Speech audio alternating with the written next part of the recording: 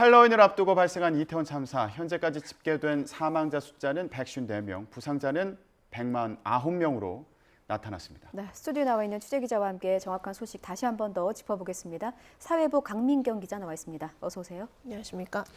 네, 부상자가 늘었어요. 네, 그렇습니다. 일단 오늘 새벽 6시 기준으로 부상자가 현재 늘은 상태인데요. 현재까지 집계된 사망자는 154명입니다. 어젯밤 9시쯤에 이제 중상을 입고 병원에 치료받던 여성 한 명이 숨진 건데요. 사망자부터 일단 좀 짚어보면 그래서 여성이 98명, 그리고 남성은 56명으로 나타났습니다. 또 사망자 가운데 20대가 103명으로 가장 많았고요. 30대가 30명. 10대도 11명으로 불어 집계됐습니다. 예. 외국인 사망자는 26명으로 집계된 상황이고요. 이란이 5명으로 가장 많았고 미국과 프랑스, 중국, 러시아, 일본 등 14개 국적자로 알려져 있는 상태입니다. 그리고 아까 말씀하셨다시피 부상자가 현재 좀 늘었는데 네. 149명, 이 중에서 중상이 33명이고요. 경상은 116명으로 집계가 됐습니다. 오늘 새벽에 부상자 수치가 좀 바뀌었는데 일단 예. 중상자가 좀 줄긴 했습니다. 3명 줄었고요. 그런데 경상자가 20명이 늘어난 상태입니다. 이렇게 총 사상자는 모두 303명으로 집계가 된 상태인데요. 그런데 이미 아직도 중상을 입으신 분들이 좀 있기 때문에 네. 좀 수치가 변형될 가능성은 적진 않아 보입니다. 그렇군요. 네, 현재 사망자 신원은 1명을 제외하고는 모두 확인된 상태입니다. 시신은 수도권과 경기 등 42개 영안실과 장례식장에 안치된 상태입니다. 예, 이제 참사가 일어난 원인을 좀 짚어봐야 할 것 같은데 아직 뭐 감식 결과가 나오진 않았습니다만 경찰이 뭐 여러 자료들을 취합해서 지금 분석을 하고 있습니다. 지도 보면서 어떻게 이렇게 짧은 시간 안에 많은 인명 피해가 일어났는지 좀 간략하게 짚어볼까요? 네, 일단 같이 지도 보면서 좀 설명을 드리겠습니다. 일단 이 감식 결과가 나오진 않았지만 사고 원인은 우선 압사로 파악이 되고 있습니다. 이 압사가 발생한 원인은 좁은 공간에 너무 많은 사람이 모여서입니다. 예. 이번 사고가 발생한 곳 지금 지도에 아까 나왔듯이 서울 용산구 이태원로 일대인데요. 지도 좀 더 보면서 설명을 드리면요. 일단 여기가 해밀턴 호텔 골목 안쪽이거든요. 그래서 이 골목 안쪽에 식당과 주점이 좀 모여있는 예. 3개 음식거리가 있고요. 또 아래쪽에는 이태원역 1번 출구가 위치해 있어서 좀 가장 많은 술집이 모여있기도 한 이태원의 핵심 거리입니다. 예. 그리고 또 이 번화가하고 대로변을 잇는 골목이다 보니까 유동인구가 굉장히 많은 상황입니다. 위아래에서 수많은 인파가 유입이 되다 보니까 그에 비해서 골목은 무척 좁고 또 내리막길이거든요. 예. 이 지도로 좀 분석을 해보면 참사가 일어난 골목의 폭이 고작 3.2m인데 이게 성인 6명이 나란히 가도 조금 힘든 정도라고 알면 될 것 같습니다. 예. 또 이곳은 골목길 위아래 고도 차이가 5m에 달할 정도로 내리막길이고요. 예. 그리고 골목 자체는 50m가량인데 이 중에서 참사가 발생한 이 구간은 좀 한정이 되어 있습니다. 예. 그래서 이 참사가 주로 발생한 공간은 5.5평 공간이라고 파악이 됩니다. 예. 쉽게 말하면 이 5.5평 공간에 154명의 사망자가 발생을 한 거고 또 여기에 부상자와 함께 낀 사람까지 포함을 하면 약 3,400명이 지금 5.5평 공간에 있었다. 이렇게 알아주시면 될 것 같습니다. 이렇게 좁은 골목에 수많은 인파가 난 사고다 보니까 또 여기에 더해서 또 사고가 발생한 경사로 여기가 경사 자체도 문제인데 비만 오면 사람이 넘어지는 곳이라는 증언도 나오고 있고요. 그만큼 가파르다. 그렇습니다. 예. 또 이 대리석으로 좀 마련이 되어 있다 보니까 미끄럽기도 한데 또 이날이 헬로윈이었잖아요. 그래서 술이나 음료가 묻어있는 경우가 또 많았다고 합니다. 제보 영상 보면은 위에서 액체류를 쏟는 그런 영상도 좀 있더라고요. 네, 그렇습니다. 이날 네. 이제 술에 또 한 10시 정도가 넘다 보니까 사람들이 어느 정도 취해 있는 상황이라서 이 파티를 즐기는 사람들이 굉장히 많았던 사람이라고 합니다. 여기에 좀 더 더해서 그날 헬로윈이라서 여러 복장을 한 친구들이 많다 보니까 예. 이 불편한 신발을 신은 분들이 많아서 미끄러지거나 넘어지는 사고도 더 커졌던 걸로 보입니다. 예. 자, 이렇게 도로의 특성도 있고요. 그날 당시 헬로윈이었던 그런 영향도 지금 이런 참사의 여러 가지 어떤 배경으로 지목이 되고 있는 상황인데 그렇습니다.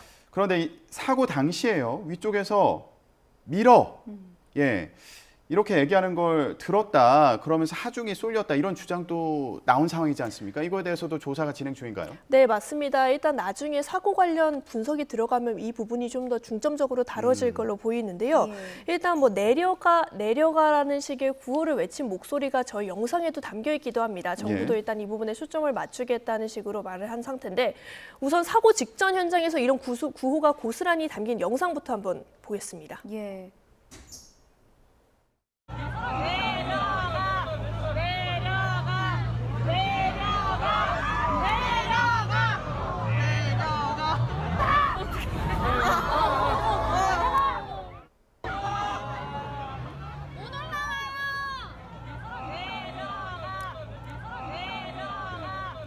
내려가라고 외치는데 이거 못 올라간다, 내려가라 뭐 이렇게 외치는 그런 소리가 들리는 영상이네요. 네, 그리고 이 영상 말고도 다른 영상들이 좀 들어오기도 했는데 그 영상에는 이제 내려가라는 말하고 밀어라는 말하고 좀 발음이 애매하게 겹치는 부분이 있습니다. 그러다 보니까 아래쪽에 있는 사람들은 위로 올라가야 된다라는 말을 하고 싶은데 예. 이게 위에 있는 사람들은 오히려 밀어라는 뜻으로 좀 잘못 들은 거 아니냐 이런 식의 분석도 나오고 있는데 그러나 지금 저희가 현장 영상을 봐서 알겠지만 사람들이 굉장히 많은 상황이었거든요.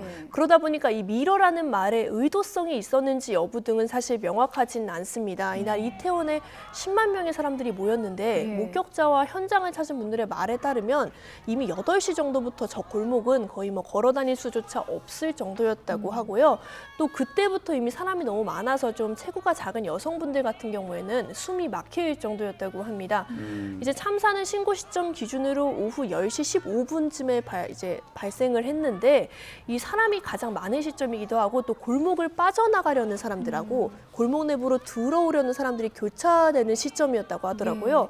그래서 그렇게 힘이 계속 아래쪽으로 쏠렸다고 합니다. 그래서 뭐 위로 못 간다, 올라가라, 밀어라라는 말들이 지금 저희가 같이 본 영상 말고도 계속 나오지 않았나 싶습니다. 오도 가도 못하는 상황이 되니까 결국 희생자들이 도미노처럼 쓰러질 수밖에 없었다는 그렇습니다. 내용을 설명해 주셨고요. 공식 감식은 언제쯤 나오겠습니까? 네, 일단 사고 원인에 대한 조사는 들어갔는데 정확한 감식 일정은 아직까지는 나오지 않았습니다. 예. 이 경찰이 사고 경위에 대해서 좀 더 파악하기 전에 일단 현장의 CCTV 등을 확보하려고 노력하고 있는 상태고 예. 그 CCTV 등을 확보한 뒤에 정확한 사고 현장을 분석해서 압사의 발단이 무엇인지를 알아보겠다고 한 상황입니다. 그렇군요. 자, 저희가 근데 여기서 하나 좀 짚어봤으면 싶은 게 앞서서도 저희가 간단히 얘기는 해봤습니다만 이상민 행정안전부 장관 어제 브리핑 얘기를 보면은 헬로윈 당시 인파가 우려할 정도는 아니었다 이런 취지로 얘기를 했거든요. 예, 이에 대한 반응은 좀 어떻습니까? 네, 이 부분은 사실은 참사 직후보다는 이제부터 조금 더 문제가 되지 않을까 싶습니다. 왜냐하면 앞으로는 사고에 대해서 좀 더 대비를 하는 차원에서라도 이런 사고 현장에서 무엇이 문제였는지를 분석을 해야 되는데 그런데 이상민 행정안전부 장관이 어저께 정부 서울청사에서 열린 중앙재난안전대책본부 긴급회의 브리핑에서 그런 식의 말을 했거든요. 예. 제가 간단하게 좀 설명을 드리면 이제 미리 소방 인력을 배치하면서 해결될 문제가 아니었다. 그리고 또 이 기존 인파 자체가 아까 말씀드린 바와 같이 종전 수준에서 크게 벗어나지 않았다. 그래서 평시와 비슷한 수준의 인력 병력이 배치됐었다. 이런 식의 말을 했거든요. 예. 그런데 이게 사실 조금 애매한 부분이 일단 첫 번째로 경찰이 이태원 전체에 그날 배치한 병력이 200명에 불과합니다. 이태원에 10만 명 넘은 인파가 몰린다는 사실은 이미 많은 전문가들이 말한 상태인데 고작 200명 병력을 배치한 거고요.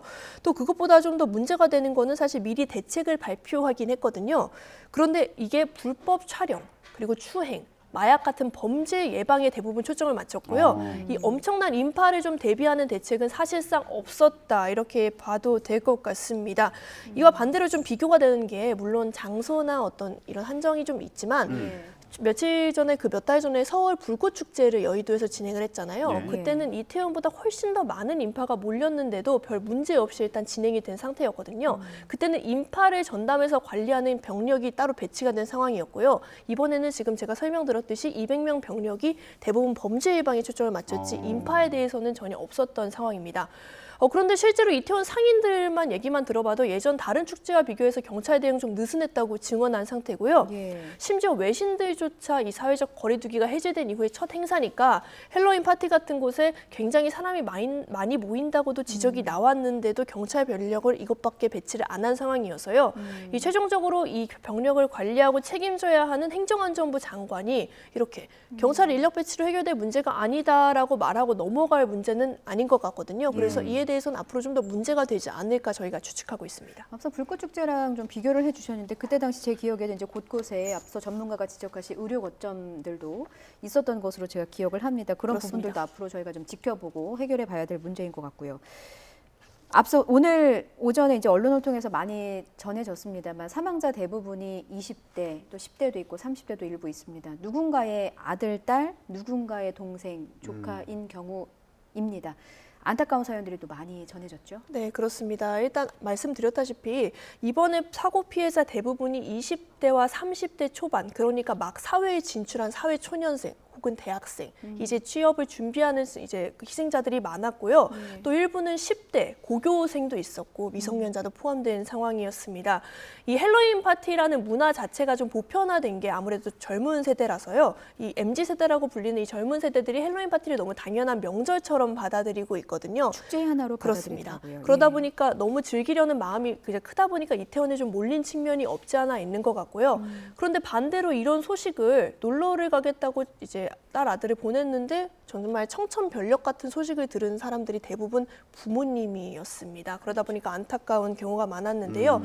일단 첫 번째로는 사고 수습 초기입니다. 이때 부모님들이 정말 청천벽력같이 딸아들이 사망했다는 소식을 들었는데도 시신을 찾아 헤맸어야 합니다. 이 사고가 워낙 급박하게 진행되다 보니까 일단 시신을 가능한 병상에 일단 배치하는 데 초점을 맞췄는데요. 그러다 보니까 거의 40여 개에 달하는 장례식장 중에서 어디에 우리 아이의 시신이 있는지를 찾아 헤매야 했다고 합니다. 새벽 내내 병원을 뒤진 부모님이 적지 않았다고 하고요. 또 희생자 개개인의 사연을 조금 소개해드리면 이태원에 간 동생이 사고 직전에 전화를 해서 나 구겨지는 줄 알았다. 지금 전화도 제대로 안 된다라는 통화를 해서 걱정 말고 빨리 다녀와라고 통화를 했는데 그걸 끝으로 연락이 안 됐고 이제 희생자가 됐다는 소식을 들었던 언니의 사연이 전해졌고요.